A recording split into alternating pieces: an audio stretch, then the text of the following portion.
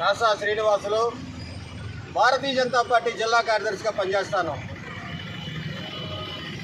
SC వర్గీకరణ ఏర్పాటు చేయాలని, ఎస్సీ వర్గీకరణ చేయకపోతే కొన్ని కులాలకు మేలు జరుగుతుంది, కొన్ని కులాలకు నష్టం జరుగుతుందని చెప్పి 1997-98 సంవత్సరంలో ఎస్సీ వర్గీకరణ పోరాటం ఏర్పాటు జరిగింది. ఆ రోజు ఆంధ్రప్రదేశ్ అంతా తిరుపతి నుంచి పాదయాత్ర మొదలైంది. ఎస్సీని వర్గీకరణ చేయాలా, అన్ని ఎస్సీ వర్గీకరణ చేస్తేనే అన్ని ఉపకులాలకి మేలు జరగద్దని 1997 సంవత్సరంలో పాదయాత్ర మొదలవడం జరిగింది. 1998 సంవత్సరంలో నెల్లూరు జిల్లాలోకి ప్రవేశించినటువంటి ఎస్సీ వర్గీకరణ పోరాటానికి, ఆ పాదయాత్రకి ఆ రోజే భారతీయ జనతా పార్టీ మద్దతు తెలిపింది. ఆ రోజే భారతీయ జనతా పార్టీ మద్దతు తెలిపి ఎస్సీ వర్గీకరణకు మేము సపోర్ట్ చేస్తున్నాం, ఎస్సీ వర్గీకరణ జరగాల్సిందే, ఎస్సీ వర్గీకరణ జరగకపోతే కొన్ని కులాలు లాభపడుతున్నాయి, కొన్ని కులాలు నష్టపోతున్నాయని చెప్పి ఆనాటి నుంచి నేటి వరకు భారతీయ జనతా పార్టీగా ఎస్సీ వర్గీకరణకు మేము మద్దతు ఇస్తూనే ఉన్నాం. ఈరోజు భారత ప్రధానమంత్రిగా నరేంద్ర మోదీ గారు వరంగల్ వచ్చినప్పుడు మందకృష్ణ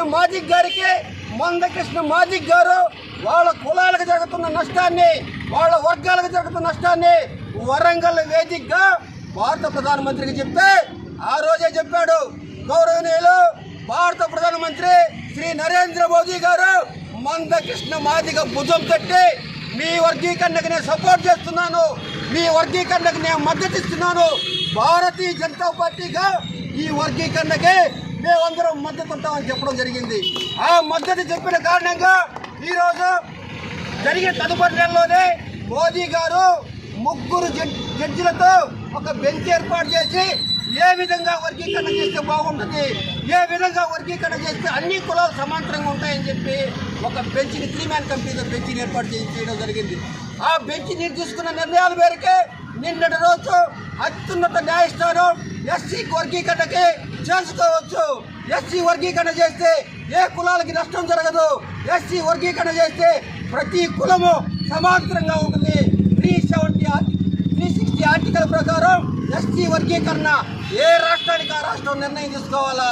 ఎస్సీ వర్గీకరణ చేయాలని చెప్పి తీర్మానం చేయడం జరిగింది. దీని వెనుక పోరాటం చేసినటువంటి ఆనాటి నుంచి నేటి వరకు మందకృష్ణ మాదిక్ గారికి, అదేవిధంగా ఆ పోరాటికి మద్దతు ఇచ్చిన భారతీయ జనతా పార్టీ భారతదేశ ప్రధానమంత్రి నరేంద్ర మోదీకి, ఎన్డీఏ కూటమిలో భాగస్వామైన ఆంధ్రప్రదేశ్ రాష్ట్ర ముఖ్యమంత్రి గౌరవనీయులు నారా చంద్రబాబు నాయుడు గారికి, ఎన్డీఏ కూటమిలో భాగస్వామైన ఆంధ్రప్రదేశ్ డిప్యూటీ సీఎం గౌరవనీయులు పవన్ కళ్యాణ్ గారికి ధన్యవాదాలు చెబుతూ ఇంతకాలం ఏకపక్షంగా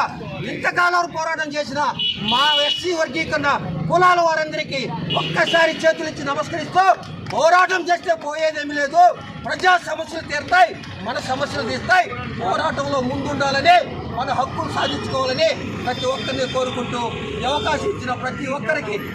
చేసి నమస్కరిస్తూ ఎస్సీ వర్గీకరణ జరిగిన సందర్భంగా